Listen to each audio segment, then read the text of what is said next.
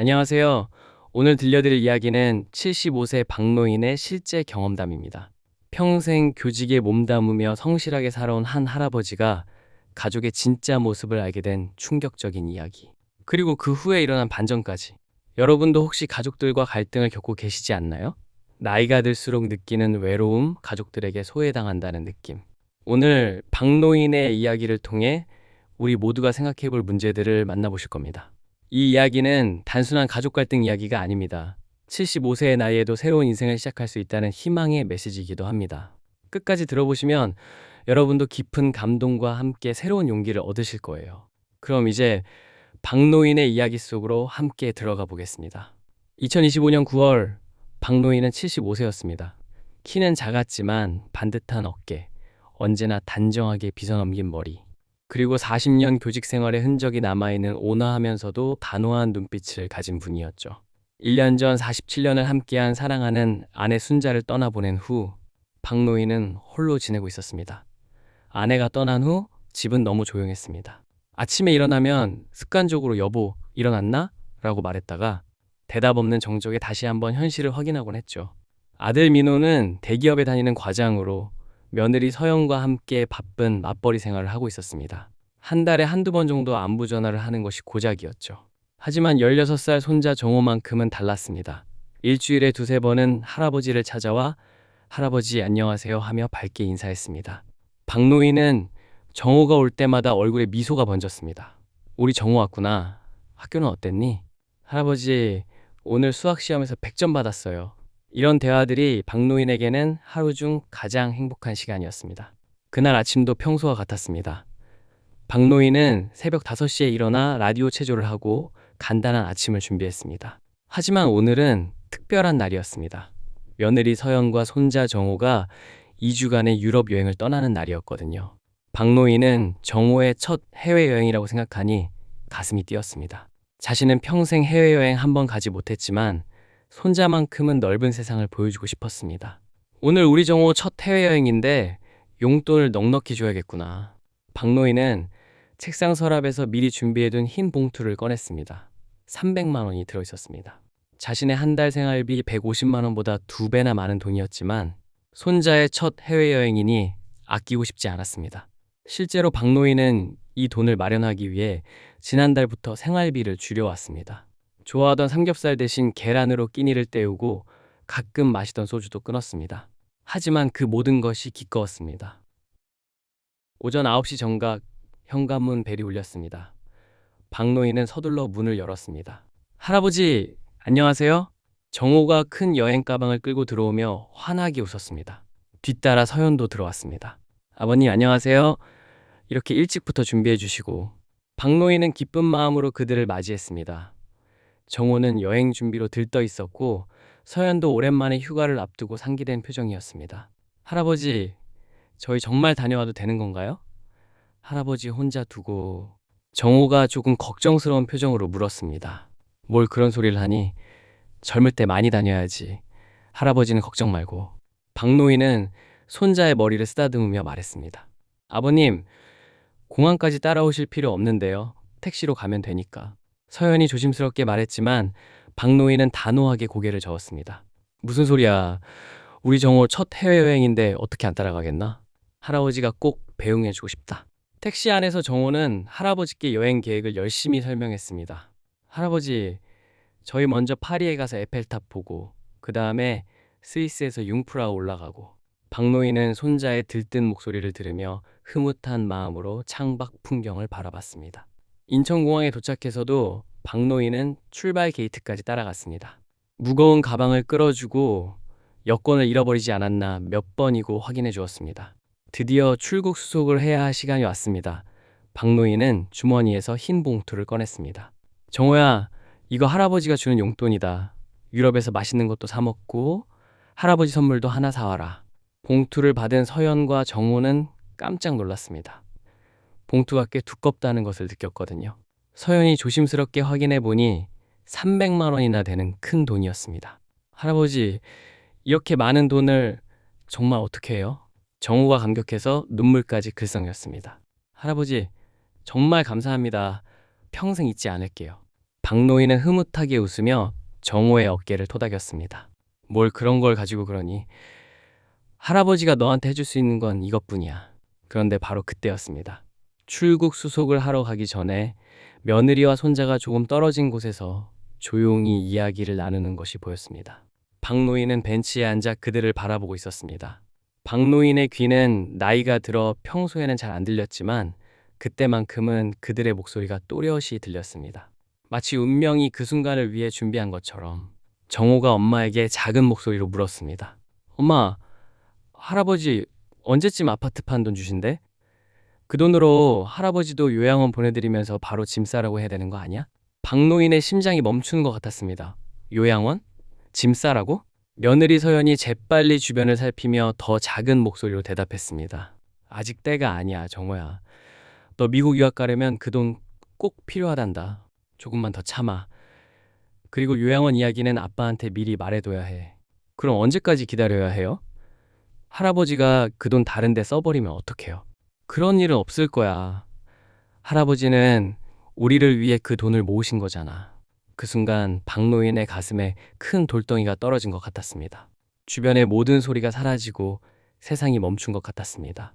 공항의 시끄러운 소음도 사람들의 웃음소리도 모두 사라지고 오직 그 대화만이 박노인의 귀에 메아리 쳤습니다. 아, 그렇구나. 나는 그들에게 그저 돈덩어리였구나. 요양원? 짐 싸라고? 내가 그들에게는 그런 존재였구나.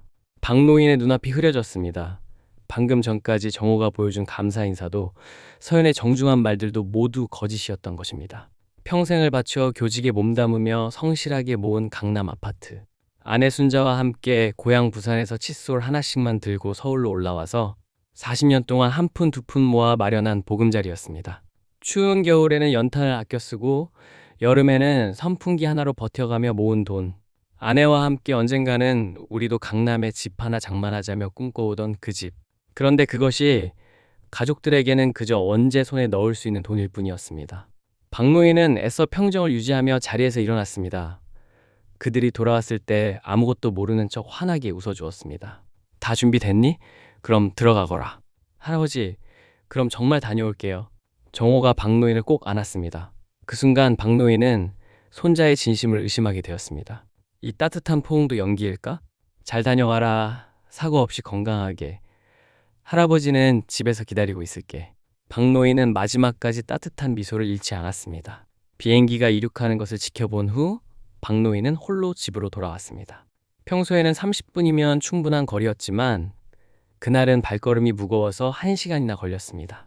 텅 빈 집에서 박노인은 아내 순자의 영정 앞에 앉았습니다. 사진 속 아내는 여전히 온화하게 웃고 있었습니다. 여보, 우리가 그렇게 아끼던 아이들이 나를 이렇게 생각하고 있었어. 나는 어쩌면 좋지? 박노인의 목소리가 떨렸습니다. 40년간 교사로 살면서 수많은 아이들에게 가족의 소중함을 가르쳤던 자신이 정작 자신의 가족에게는 돈으로만 여겨지고 있다는 현실이 너무 아팠습니다. 그날 밤 박노인은 아내가 생전에 사준 일기장을 꺼냈습니다. 아내가 떠난 후로 한 번도 손을 대지 않았던 그 일기장에 처음으로 펜을 들었습니다. 2025년 9월 15일, 오늘 가족의 진짜 모습을 알았다. 나는 그들에게 사람이 아니라 돈이었구나. 요양원에 보내고 싶어 한다니. 내가 그렇게 짐스러운 존재였구나. 그날 밤 박노인은 잠을 이루지 못했습니다. 계속해서 정호와 서연의 대화가 머릿속에 맴돌았습니다. 요양원, 짐 싸라고, 언제까지 기다려야 해요? 이런 말들이 끊임없이 반복되었습니다. 다음날 아침 박노인은 평소보다 일찍 잠에서 깼습니다. 시계를 보니 새벽 4시였습니다. 더 이상 잠이 오지 않아 박노인은 오랜 친구 영자에게 전화를 걸었습니다. 영자는 박노인과 같은 75세로 40년 넘게 우정을 나눈 친구였습니다. 박노인이 서울로 올라온 첫 해에 같은 학교에서 근무했던 동료 교사였죠. 남편을 5년 전에 먼저 떠나보낸 영자는 박노인의 심정을 누구보다 잘 이해해주는 사람이었습니다. 여보세요? 영자의 목소리가 평소보다 조금 잠긴 것으로 보아 잠을 깨운 것 같았습니다. 영자야, 박 선생이야. 미안하다, 이른 시간에. 어머, 선생님? 무슨 일이에요? 목소리가 이상한데요? 영자는 즉시 박노인의 심각한 어조를 알아차렸습니다. 40년 넘게 친구로 지낸 사이라 서로의 감정을 읽는 데 능숙했습니다. 영자야, 나 좀 만날 수 있겠나? 정말 중요한 이야기가 있어. 물론이죠. 그런데 선생님, 정말 괜찮으세요? 목소리가 많이 이상해요. 전화로는 직접 만나서 이야기하고 싶어. 미안하지만 좀 와줄 수 있겠나? 당연히 가야죠. 1시간 후에 갈게요. 그때까지 너무 걱정하지 마세요. 1시간 후, 영자가 박노인의 집을 찾아왔습니다. 오랜 친구답게 보온병에 차를 준비해 오며 박노인의 침울한 표정을 세심하게 살폈습니다. 영자는 박노인의 얼굴을 보는 순간 큰일이 일어났다는 것을 직감했습니다. 선생님, 일단 2차부터 드세요.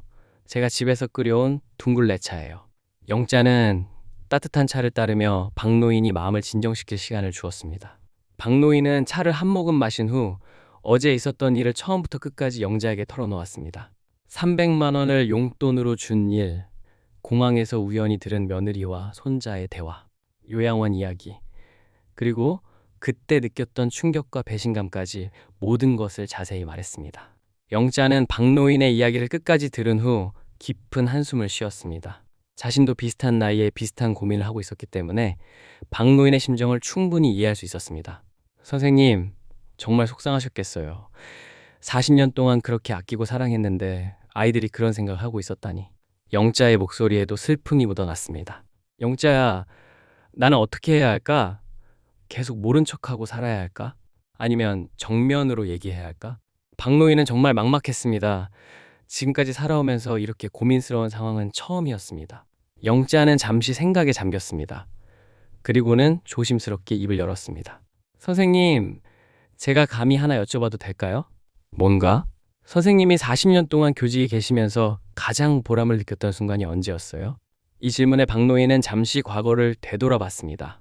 교실에서 보낸 그 오랜 시간들, 수많은 아이들의 얼굴들이 스쳐 지나갔습니다.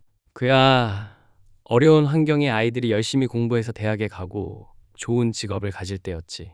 특히 형편이 어려워서 중도에 포기하려던 아이들이 끝까지 버텨서 꿈을 이룰 때가 가장 기뻤어. 박노인의 목소리에 따뜻함이 돌아왔습니다. 교사 시절의 추억을 떠올릴 때면 언제나 그랬습니다. 기억나는 아이가 있나요? 많지. 김철수라는 아이가 있었는데 아버지가 일찍 돌아가시고 어머니 혼자 힘으로 키우는 아이였어. 중학교 2학년 때 학비가 없어서 학교를 그만두려고 했는데 내가 몰래 지원해줬지. 그 아이가 지금은 서울대 교수가 됐어. 와, 정말 자랑스럽겠어요. 그런 아이들이 한두 명이 아니야. 내가 교사로 살면서 가장 큰 보람이었지. 영자는 박노인의 말을 들으며 무언가를 깨달은 표정이었습니다. 그럼 됐어요, 선생님. 이제 다시 그런 보람을 느껴보시는 건 어때요? 박노인이 궁금한 표정으로 영자를 바라봤습니다. 무슨 뜻이야? 선생님의 아파트 돈 일부로 더 많은 아이들이 꿈을 이룰 수 있게 해보세요. 물론 선생님 생활비는 충분히 남겨두시고요.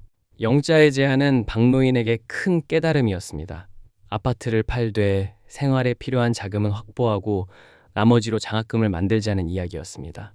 하지만 영자야, 그렇게 되면 가족들이 선생님, 진정한 가족이라면 선생님의 뜻을 이해할 거예요. 그리고 만약 정말로 돈만 생각한다면 이번 기회에 확실히 알아보는 것도 나쁘지 않을 것 같아요. 박노인은 며칠 동안 신중하게 고민했습니다. 매일 밤 일기를 쓰며 자신의 마음을 정리했죠. 영자의 말이 계속 머릿속에 맴돌았습니다. 나는 이제 내 인생의 마지막 장을 어떻게 쓸 것인가? 마침내 박노인은 결심했습니다. 강남 아파트를 팔되 10억 원은 자신의 노후 생활비로 안전하게 보관하고 5억 원으로는 어려운 학생들을 위한 작은 장학재단을 만들기로 한 것입니다. 박노인은 일기장에 썼습니다. 나는 이제 내 인생의 마지막 장을 의미 있게 쓰고 싶다. 돈 때문에 나를 찾는 가족보다는 내 도움으로 꿈을 키울 수 있는 아이들을 위해서도 살고 싶다. 하지만 현명하게 내 생활도 안전하게 지키면서 영자의 말이 맞다. 진정한 가족이라면 내 뜻을 이해해 줄 것이다. 2주가 지났습니다. 그 사이 박노인은 영자와 함께 부동산 중개인을 만나고 변호사와 상담하며 모든 계획을 차근차근 준비했습니다. 아파트는 이미 매물 나가 있었고 15억 원의 계약이 성사되었습니다. 이 2주간 박노인은 매일 같은 루틴을 반복했습니다. 새벽 5시에 일어나 라디오 체조를 하고 아침을 먹은 후 영자와 만나 재단 설립 준비를 했습니다. 오후에는 혼자 집에서 아내의 영정 앞에 앉아 긴 이야기를 나누곤 했습니다. 여보, 내가 옳은 일을 하고 있는 걸까? 가족들이 돌아오면 어떻게 될까? 아내의 사진은 여전히 온화하게 미소 짓고 있었지만 답은 해주지 않았습니다. 박노인의 마음은 복잡했습니다. 한편으로는 새로운 일을 시작한다는 설렘이 있었지만 다른 한편으로는 가족들과의 관계에 대한 깊은 걱정이 있었습니다. 특히 정호에 대한 마음이 가장 아팠습니다. 그 아이만큼은 진심으로 자신을 사랑한다고 믿었는데 드디어 며느리와 손자가 유럽 여행에서 돌아오는 날이 왔습니다. 박노인은 평소보다 일찍 일어나 집안을 정리하고 그들이 좋아할 만한 음식을 준비했습니다. 마음 한편으로는 떨리고 있었습니다. 오후 3시경 현관문 벨이 울렸습니다. 할아버지, 다녀왔어요. 정호가 밝게 인사했습니다. 탄 얼굴, 반짝이는 눈, 여행의 즐거움이 온몸에서 느껴졌습니다. 박노인은 그 순간 잠시 공항에서의 기억을 잊고 손자의 밝은 모습에 마음이 따뜻해졌습니다. 박노인은 평소와 다름없이 따뜻하게 맞이했습니다.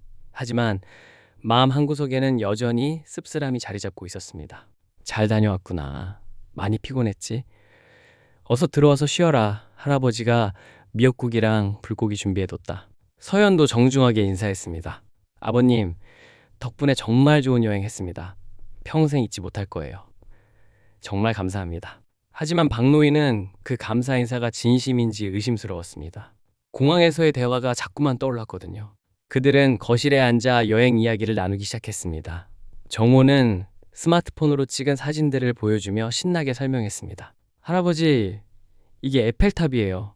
정말 높더라고요. 그리고 이건 스위스 알프스 산맥이고요. 진짜 영화에서 봤던 것보다 훨씬 아름다웠어요.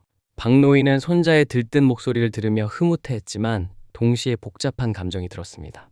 이 아이의 진심 어린 기쁨도 결국 자신의 돈으로 만들어진 것이라는 생각이 들었거든요. 서연도 여행 이야기를 이어갔습니다. 아버님, 이탈리아 베네치아에서는 곤돌라도 타고 바티칸 박물관도 다녀왔어요. 정우가 그렇게 좋아하더라고요.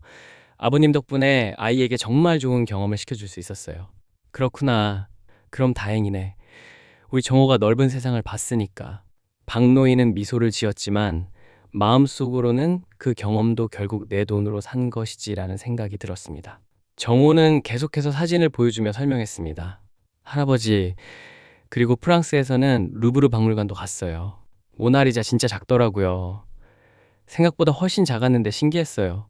그리고 샹젤리제 거리도 걸어봤어요. 와, 정말 많은 곳을 다녔구나. 할아버지는 평생 그런 곳 가보지 못했는데 우리 정호가 대신 다녀와줘서 고맙다. 박노인의 말에 정호가 잠시 미안한 표정을 지었습니다. 할아버지도 언젠가 꼭 가보세요. 정말 좋은 곳들이에요. 그때 서연이 가방에서 선물을 꺼냈습니다. 할아버지, 선물이에요. 스위스에서 산 시계예요. 정호가 할아버지 생각하면서 고른 거예요. 정호가 예쁘게 포장된 상자를 건넸습니다. 박노인은 고마워하며 선물을 받았습니다. 상자를 열어보니 정말 아름다운 시계가 들어있었습니다. 고맙다, 정호야. 할아버지가 이런 좋은 선물을 받다니. 이 시계 정말 예쁘구나. 할아버지가 좋아하실 것 같아서요. 가게 아저씨가 오래 쓸 수 있는 좋은 시계라고 했어요. 박노인은 시계를 손목에 차보며 웃었습니다. 하지만 그 웃음 뒤에는 씁쓸함이 있었습니다. 내가 준 300만 원으로 산 선물을 받고 있구나라는 생각 때문이었습니다. 그런데 박노인은 그들의 눈빛을 주의 깊게 살펴보고 있었습니다. 여행 이야기를 하면서도 무언가 기다리고 있는 듯한, 기대하는 듯한 표정들이 역력했습니다. 특히 이야기를 하다가 잠시 침묵이 흐를 때면 서연과 정호가 서로 눈빛을 주고받는 것이 보였습니다. 아, 저들이 기다리는 게 있구나. 아파트 이야기를 기다리고 있는 거구나. 박노인은 그들의 속마음을 너무 잘 알 수 있었습니다. 며칠이 지났습니다. 그동안 서연과 정호는 평소보다 더 자주 박노인을 찾아왔습니다. 안부도 더 자주 물어보고 집안일도 도와주려고 했습니다. 하지만 박노인은 그 모든 관심이 진심이 아니라는 것을 알고 있었습니다. 일주일 후 박노인은 드디어 그들을 집으로 불렀습니다. 서연아, 정호야, 할아버지가 중요한 이야기가 있다. 박노인이 전화로 말하자 서연의 목소리가 즉시 밝아졌습니다. 네, 아버님, 언제 가면 될까요? 내일 저녁 7시에 와라. 저녁도 함께 먹고. 네, 알겠습니다. 다음 날 저녁, 서연과 정호가 박노인의 집에 도착했습니다. 두 사람의 표정에는 기대감이 가득했습니다. 드디어 아파트 이야기를 꺼내는구나 싶었던 것입니다. 박노인은 정성스럽게 저녁을 준비했습니다. 정호가 좋아하는 갈비찜, 서연이 좋아하는 나물 반찬들. 마지막 만찬이 될지도 모른다는 생각으로 특별히 신경 썼습니다. 저녁을 먹는 동안에도 서연과 정호는 평소보다 더 다정했습니다. 박노인의 건강을 걱정하고 요즘 어떻게 지내시는지 세세하게 물어봤습니다. 할아버지, 요즘 잠은 잘 주무세요? 아버님, 혈압약은 꼬박꼬박 드시고 계시죠? 박노인은 그 모든 관심이 자신의 재산 때문이라는 것을 알면서도 한편으로는 이런 관심이라도 받는 것이 좋았습니다. 저녁을 마친 후 박노인은 차를 준비하며 말했습니다. 이제 중요한 이야기를 하자. 서연과 정호의 표정이 일순간 더욱 밝아졌습니다. 두 사람이 소파에 바짝 다가 앉았습니다. 박노인은 차를 한 모금 마신 후 조심스럽게 입을 열었습니다. 내가 강남 아파트를 팔았다. 그 순간 서연과 정호의 눈이 반짝였습니다. 마침내 그 순간이 온 것입니다. 두 사람의 얼굴에 환한 미소가 번졌습니다. 아버님, 정말요? 그럼 그 돈은 서연이 기대에 찬 목소리로 거의 흥분한 상태로 물었습니다.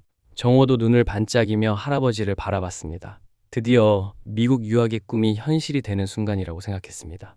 그런데 박노인의 다음 말은 그들의 기대와는 전혀 달랐습니다. 그 돈은 15억 원인데 10억 원은 내 노후 자금으로 안전하게 은행에 예금해뒀고 나머지 5억 원은 내 오랜 친구 영자에게 맡겨놨다. 그 순간 서연과 정호의 표정이 순식간에 굳어졌습니다. 환한 미소가 사라지고 당황스러운 표정으로 바뀌었습니다. 네? 영자 할머니에게요? 5억 원을 왜 그러셨어요? 정호가 당황하며 목소리가 떨리면서 물었습니다. 박노인은 두 사람의 변한 표정을 바라보며 담담하게 대답했습니다. 아내가 늘 말했었지. 재산보다는 친구가 더 중요하다고. 영자는 나의 40년 지기 친구니까 그 사람과 함께 의미 있는 일을 해보려고. 서연이 초조하게 목소리가 높아지며 물었습니다. 그럼 그 5억 원으로 뭘 하실 건가요? 혹시 사기를 당하신 건 아니죠? 사기가 아니야. 어려운 학생들을 돕는 장학재단을 만들 거다. 내가 40년간 교사로 살면서 가장 보람찼던 일이거든. 그 말을 듣는 순간 서연과 정호의 얼굴이 완전히 달라졌습니다. 실망감과 당혹감이 얼굴에 그대로 드러났습니다. 그날 이후 며느리와 손자의 태도가 서서히 변하기 시작했습니다. 처음에는 이해하려고 노력하는 듯 했지만 시간이 지날수록 초조함과 불만이 점점 더 분명하게 드러나기 시작했습니다. 방문 횟수가 줄어들었고 전화도 뜸해졌습니다. 오더라도 예전처럼 다정하지 않았습니다. 대화도 겉돌기만 했습니다. 박노인은 그들의 변해가는 모습을 지켜보며 마음이 아팠습니다. 하지만 동시에 자신의 선택이 옳았다는 확신도 더욱 강해졌습니다. 역시 그들에게는 내가 돈이었구나라는 생각이 확실해졌습니다. 한 달 후 서연이 박노인을 찾아와서 조심스럽게 하지만 불만이 가득한 목소리로 말했습니다. 아버님, 혹시 영자 할머니가 아버님께 좋지 않은 영향을 주는 건 아닐까요? 요즘 노인들을 대상으로 한 사기가 정말 많다고 하던데 그 많은 돈을 그냥... 박노인은 씁쓸하게 웃으며 대답했습니다. 서연아, 영자를 40년 넘게 알고 지냈는데 그런 사람이 아니야. 그리고 그 돈은 정말 좋은 곳에 쓰이고 있어. 하지만 아버님, 그 돈이 있으면 저희도 도움이 되고 정호 교육비도 도울 수 있고. 정호 교육비? 박노인이 반문하자 서연이 조금 더 직접적으로 말했습니다. 정호가 미국 유학을 가고 싶어 해요. SKY 대학교 가기도 힘든데 미국 좋은 대학교 가려면 그 돈이 꼭 필요해요. 그런데 아버님이 그 돈을... 박노인은 그제야 완전히 이해했습니다. 그들이 자신을 어떻게 생각하고 있는지를, 왜 그렇게 친절했는지를. 박노인은 조용히 하지만 단호하게 말했습니다. 서연아, 정호야, 내가 공항에서 너희 대화를 다 들었다. 그 순간 두 사람의 얼굴이 하얗게 되었습니다. 정호는 입을 벌린 채 아무 말도 하지 못했고 서연은 손이 떨리기 시작했습니다. 할아버지, 그게... 저희가... 정호가 어색하게 변명을 시작하려 했습니다. 박노인은 손을 들어 그들을 막으며 말했습니다. 괜찮다. 나는 화내지 않는다. 오히려 고맙다. 덕분에 내가 진짜 해야 할 일이 무엇인지 알게 되었으니까. 다만 이제는 내 뜻대로 살고 싶구나. 사실 박노인과 영자는 이미 모든 계획을 세워뒀습니다. 5억 원으로 희망장학재단을 설립한 것입니다. 어려운 형편의 학생들에게 장학금을 주는 작은 재단이었죠. 재단 설립을 위해 박노인과 영자는 몇 달간 준비 작업을 했습니다. 법무법인에서 정관을 작성하고 교육청에 신고를 하며 작은 사무실도 마련했습니다. 벽에는 박노인이 직접 쓴 희망이라는 서예 작품이 걸려 있었습니다. 선생님, 드디어 우리 꿈이 현실이 되었네요. 영자가 감격스러워했습니다. 40년간 교직에 있으면서 늘 꿈꿔왔던 일이야. 퇴직 후에도 아이들을 도울 수 있다니 정말 기쁘다. 박노인은 매주 영자와 만나 재단 운영에 대해 상의했습니다. 장학생 선발 기준을 정하고 지원 방법을 논의하며 지역 학교들과의 연락망도 구축했습니다. 첫 번째 장학생으로 선발된 학생은 편모 가정에서 자란 고등학생 김민수였습니다. 아버지를 일찍 여의고 어머니 혼자 힘으로 키워진 아이였죠. 영자야, 이 아이 성적표를 보니 정말 열심히 공부하는구나. 박노희는 민수의 자료를 보며 흐뭇해했습니다. 성적표뿐만 아니라 담임 선생님이 써주신 추천서에는 민수의 성실함과 효심이 자세히 적혀 있었습니다. 맞아요, 선생님. 담임 선생님 말씀으로는 새벽까지 편의점에서 아르바이트를 하면서도 성적이 상위권이래요. 그리고 어머니가 아프실 때는 아르바이트도 쉬고 간병을 한다고 해요. 내가 교직에 있을 때 만났던 아이들과 똑같구나. 이런 아이들이야말로 진짜 도움이 필요한 거지. 박노인은 민수를 직접 만나보기로 했습니다. 재단 사무실에서 만난 민수는 수줍어하면서도 감사 인사를 정중하게 했습니다. 할아버지, 정말 감사합니다. 덕분에 공부를 계속할 수 있게 됐어요. 민수는 조금 떨리는 목소리로 말했습니다. 박노인은 민수의 거친 손을 보았습니다. 아르바이트로 인해 상처가 많이 났더군요. 민수야, 열심히 공부해서 나중에 너도 다른 사람들을 도울 수 있는 사람이 되거라. 네, 꼭 그렇게 할게요. 저도 나중에 돈을 많이 벌어서 할아버지처럼 어려운 학생들을 도와주고 싶어요. 박노인은 민수의 밝은 미소를 보며 가슴이 뭉클했습니다. 이것이야말로 자신이 평생 바라던 일이었습니다. 민수야, 공부하다가 어려운 일 있으면 언제든 할아버지한테 연락하렴. 그리고 어머니께도 안부 전해드려라. 네, 할아버지. 어머니도 할아버지께 너무 감사하다고 하세요. 며칠 후 민수 어머니가 직접 재단을 찾아왔습니다. 40대 중반의 여성이었는데 청소일을 하느라 손이 많이 거칠어져 있었습니다. 선생님, 정말 어떻게 감사 인사를 드려야 할지 모르겠습니다. 어머니는 눈물을 글썽이며 말했습니다. 아유, 뭘 그러세요. 민수가 워낙 착하고 공부도 잘해서 저희가 더 기뻐요. 민수가 집에 와서 할아버지 이야기만 해요. 진짜 할아버지 같다면서요. 저희 부자가 받은 은혜를 평생 잊지 않겠습니다. 박노인은 민수 어머니의 진심 어린 감사에 마음이 따뜻해졌습니다. 한편 가족들과의 관계는 조금씩 개선되어 가고 있었습니다. 며느리 서연은 처음에는 아버지의 결정을 이해하지 못했지만 시간이 지나면서 아버지의 진심을 조금씩 깨달아가고 있었습니다. 서연은 인터넷에서 희망장학재단에 대한 기사를 보고 놀랐습니다. 지역신문에서 박노인의 선행을 크게 다뤘던 것입니다. 여보, 아버지가 이런 일을 하고 계셨어요. 서연이 남편에게 기사를 보여주었습니다. 어머, 정말이네. 아버지께서 이렇게 의미 있는 일을 하고 계시는구나. 둘은 그제서야 아버지의 진심을 이해하기 시작했습니다. 어느 날 정호가 할아버지를 찾아와서 말했습니다. 대학생이 된 정호는 예전보다 훨씬 성숙해 보였습니다. 할아버지, 제가 공항에서 한 말 정말 죄송해요. 그때는 너무 철없었어요. 박노인은 손자를 따뜻하게 안아주었습니다. 정호야, 할아버지가 화내지 않는다고 했잖아. 다만 앞으로는 돈이 아닌 마음으로 할아버지를 봐주면 좋겠구나. 네, 꼭 그렇게 할게요. 그리고 할아버지가 하시는 일 정말 멋있어요. 친구들한테 자랑했어요. 그러니? 네, 친구들이 다 부러워해요. 이렇게 멋진 할아버지가 있다고요. 저도 나중에 할아버지처럼 되고 싶어요. 박노인은 손자의 변한 모습에 흐뭇했습니다. 몇 달 후 희망장학재단은 더 많은 학생들을 지원하게 되었습니다. 두 번째 장학생은 조송가정의 박지영이었고 세 번째는 북한 이탈 주민 가정의 최철수였습니다. 영자야, 우리 재단이 점점 커지고 있구나. 맞아요, 선생님. 지역에서 소문이 나서 문의 전화가 많이 와요. 하지만 우리가 도울 수 있는 학생 수는 한정적이니까 신중하게 선발해야겠어요. 그렇지. 정말 도움이 필요한 아이들을 우선해야지. 추석이 되었습니다. 온 가족이 모여서 식사를 하는데 분위기가 예전과는 완전히 달랐습니다. 아버지, 그동안 죄송했습니다. 서연이 진심으로 사과했습니다. 아니야, 너희들 입장에서는 당연히 그럴 수 있지. 하지만 이제 서로 이해하게 돼서 다행이다. 할아버지, 저 다음 주에 민수 형이랑 만나기로 했어요. 정호가 말했습니다. 정말? 민수랑? 네, 제가 대학생 선배로서 진로 상담도 해주고 싶고요. 할아버지 덕분에 좋은 형을 만나게 됐어요. 박노인은 집에 돌아와서 일기를 썼습니다. 오늘 민수라는 좋은 아이를 만났다. 40년 전 내가 가르쳤던 제자들과 똑같이 열심히 살고 있는 모습이 기특했다. 그리고 정호도 조금씩 변하고 있는 것 같다. 진심은 통하는구나. 이제 우리 재단에는 3명의 장학생이 있다. 민수, 지영, 철수. 모두 다른 환경이지만 공통점이 있다. 바로 희망을 잃지 않는다는 것이다. 나는 이 아이들을 보면서 내 교직 생활을 다시 되돌아본다. 그때도 지금도 아이들의 밝은 미소만큼 소중한 건 없구나. 가족들과의 관계도 많이 좋아졌다. 처음엔 내 결정을 이해 못하던 서연이와 정호도 이제는 내 마음을 알아준다. 역시 시간이 해결해주는 게 많구나. 5억 원으로 시작한 이 작은 재단이 언젠가는 더 많은 아이들에게 희망을 줄 수 있기를 바란다. 그리고 내가 도운 아이들이 나중에 또 다른 아이들을 도와주는 선순환이 이어졌으면 좋겠다. 영자와 함께 이 일을 할 수 있어서 정말 행복하다.